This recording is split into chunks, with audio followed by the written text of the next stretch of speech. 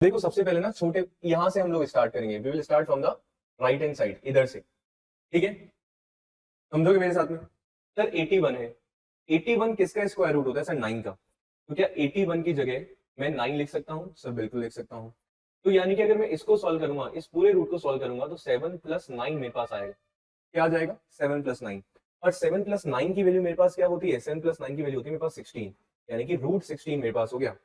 अब आप देखो कि सर रूट 16 को मैं सॉल्व करता हूं तो मेरे पास आ जाता है 4। कितना आ जाता है? 4।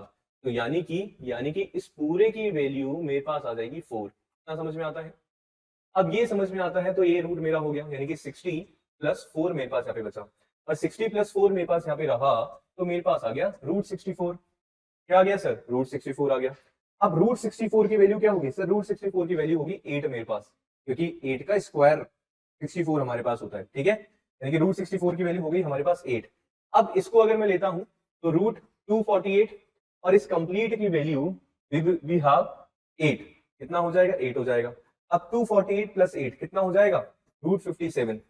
रूट 57, और रूट 57 का वैल्यू यानी कि किसका स्क्वायर होता है? 257। क्या 16 का होता है क्या? यस सर, 16 का होता है, यानी कि इसकी वैल्यू 16 मेरे पास आ जाती है। और लास्ट में ये वाला रूट मेरे पास आता है, यानी कि क्या? 609।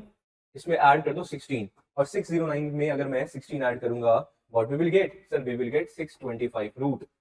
रूट 625, और रूट 625 का वैल्यू सर 25, 25 मल्टीप्लाई बाय 25 करेंगे, क्या आता है? 625 आता है।